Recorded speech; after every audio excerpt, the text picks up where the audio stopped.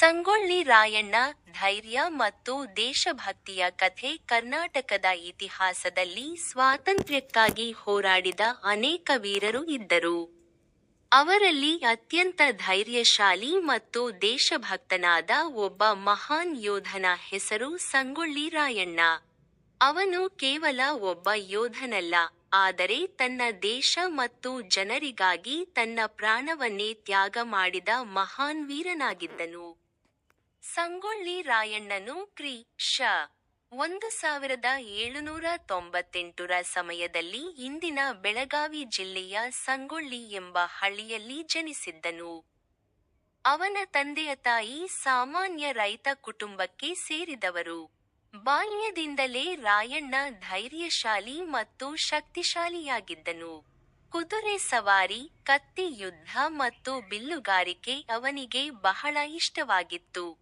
ಅವನು ತನ್ನ ಹಳ್ಳಿಯವರನ್ನು ಯಾವಾಗಲೂ ರಕ್ಷಿಸುವ ಗುಣವನ್ನು ಹೊಂದಿದ್ದನು. ಆ ಸಮಯದಲ್ಲಿ ಭಾರತದಲ್ಲಿ ಬ್ರಿಟಿಷರ ಆಡಳಿತ ಹೆಚ್ಚಾಗುತ್ತಿತ್ತು. ಅನೇಕ ರಾಜ್ಯಗಳನ್ನು ಅವರು ತಮ್ಮ ವಶಕ್ಕೆ ತೆಗೆದುಕೊಳ್ಳುತ್ತಿದ್ದರು. ಕಿತ್ತೂರು ರಾಜ್ಯವು ಅದರಲ್ಲಿ ಒಂದಾಗಿತ್ತು. ಕಿತ್ತೂರಿನ ರಾಣಿ ಚೆನ್ನಮ್ಮ ತುಂಬಾ ಧೈರ್ಯವಂತಳಾಗಿದ್ದಳು. ಬ್ರಿಟಿಷರು ಕಿತ್ತೂರು ರಾಜ್ಯವನ್ನು ತಮ್ಮದಾಗಿಸಿಕೊಳ್ಳಲು ಪ್ರಯತ್ನಿಸಿದಾಗ ರಾಣಿ ಚೆನ್ನಮ್ಮ ಅದಕ್ಕೆ ವಿರೋಧವಾಗಿ ಹೋರಾಡಲು ತೀರ್ಮಾನಿಸಿದ್ದಳು. ಸಂಗೊಳ್ಳಿ ರಾಯಣ್ಣನು ರಾಣಿ ಚೆನ್ನಮ್ಮನ ಸೇನೆಯಲ್ಲಿ ಪ್ರಮುಖ ಸೇನಾನಿಯಾಗಿ ಸೇರಿದ್ದನು. ಅವನು ತನ್ನ ಧೈರ್ಯ ಮತ್ತು ನಿಷ್ಠೆಯಿಂದ ಬೇಗನೆ ಎಲ್ಲರ ಗಮನ ಸೆಳೆದನು. ರಾಣಿ ಚೆನ್ನಮ್ಮನ ಮೇಲೆ ಅವನಿಗೆ ಅಪಾರ ಗೌರವ ಮತ್ತು ವಿಶ್ವಾಸವಿತ್ತು. ರಾಯಣ್ಣನು ರಾಣಿಯ ಆದೇಶಕ್ಕೆ ಯಾವಾಗಲೂ ಸಿದ್ಧನಾಗಿದ್ದನು. 1824ರಲ್ಲಿ ಕಿತ್ತೂರು ಮತ್ತು ಬ್ರಿಟಿಷರ ನಡುವೆ ಯುದ್ಧ ಆರಂಭವಾಯಿತು. ಬ್ರಿಟಿಷರ ಸೇನೆ ದೊಡ್ಡದು ಮತ್ತು ಶಕ್ತಿಶಾಲಿಯಾಗಿತ್ತು, ಆದರೂ ರಾಣಿ ಚೆನ್ನಮ್ಮ ಮತ್ತು ಅವಳ ಸೇನೆ ಭಯಪಡಲಿಲ್ಲ. ಸಂಗೊಳ್ಳಿ ರಾಯಣ್ಣನು ಯುದ್ಧಭೂಮಿಯಲ್ಲಿ ಅದ್ಭುತ ಸಾಹಸ ತೋರಿಸಿದನು. ಅವನು ಬ್ರಿಟಿಷರ ವಿರುದ್ಧ ಶೂರತನದಿಂದ ಹೋರಾಡಿ ಅನೇಕ ಯೋಧರನ್ನು ಸೋಲಿಸಿದನು. ಆದರೆ ದುರ್ಭಾಗ್ಯವಶಾತ್ ಕೆಲವು ದ್ರೋಹಿಗಳ ಕಾರಣದಿಂದ ರಾಣಿ ಚೆನ್ನಮ್ಮ ಬಂಧಿಸಲ್ಪಟ್ಟಳು. ಬ್ರಿಟಿಷರು ಅವಳನ್ನು ಕಾರಾಗೃಹಕ್ಕೆ ಕಳುಹಿಸಿದರು. ಇದರಿಂದ ರಾಯಣ್ಣ ತುಂಬಾ ದುಃಖಪಟ್ಟನು. ಆದರೆ ಅವನು ಧೈರ್ಯ ಕಳೆದುಕೊಳ್ಳಲಿಲ್ಲ. ನಮ್ಮ ದೇಶವನ್ನು ಸ್ವತಂತ್ರ ಮಾಡಬೇಕು ಎಂಬ ಸಂಕಲ್ಪವನ್ನು ಅವನು ಮಾಡಿಕೊಂಡನು. ರಾಯಣ್ಣನು ತನ್ನ ಹಳ್ಳಿಯ ರೈತರು ಮತ್ತು ಯುವಕರನ್ನು ಸೇರಿಸಿಕೊಂಡು ಒಂದು ಗುಪ್ತ ಸೇನೆಯನ್ನು ರಚಿಸಿದನು. ಅವರು ಕಾಡುಗಳಲ್ಲಿ ಅಡಗಿ ಬ್ರಿಟಿಷರ ವಿರುದ್ಧ ಹೋರಾಡಲು ಆರಂಭಿಸಿದರು. ಇದು ಒಂದು ರೀತಿಯ ಗುರಿಲ್ಲಾ ಯುದ್ಧವಾಗಿತ್ತು. ರಾಯಣ್ಣನು ಬ್ರಿಟಿಷರ ಶಿಬಿರಗಳ ಮೇಲೆ ಅಚ್ಚರಿ ದಾಳಿ ಮಾಡುತ್ತಿದ್ದನು. ಅವರ ಹಣ ಮತ್ತು ಶಸ್ತ್ರಾಸ್ತ್ರಗಳನ್ನು ಕಿತ್ತುಕೊಂಡು ಬಡಜನರಿಗೆ ಸಹಾಯ ಮಾಡುತ್ತಿದ್ದನು. ಈ ರೀತಿಯಾಗಿ ರಾಯಣ್ಣನು ಹಲವು ವರ್ಷಗಳ ಕಾಲ ಬ್ರಿಟಿಷರನ್ನು ಕಾಡಿದನು.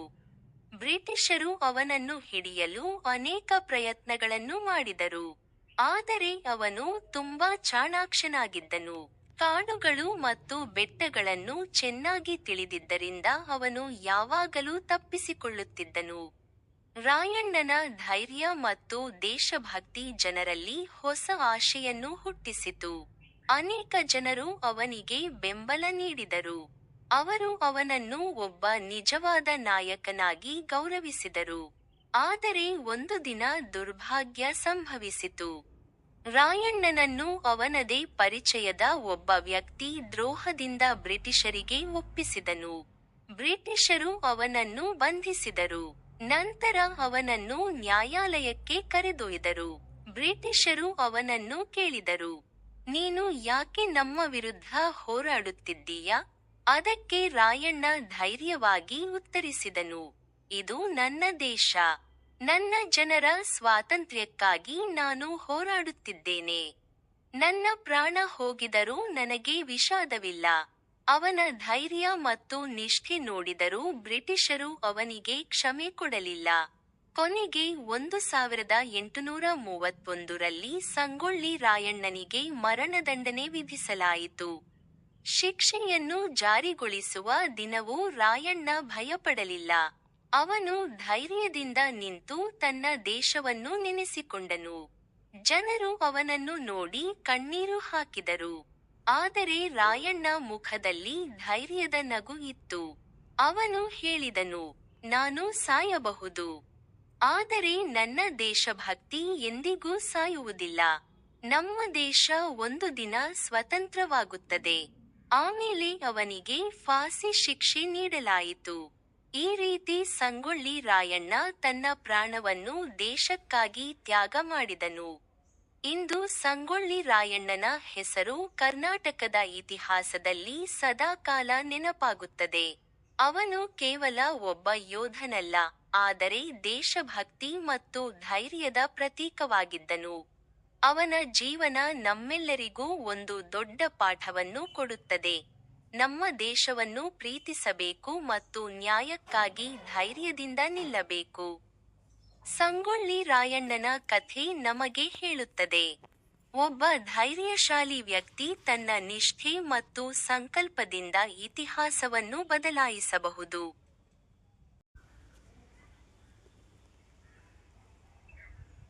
ಸಂಗೊಳ್ಳಿ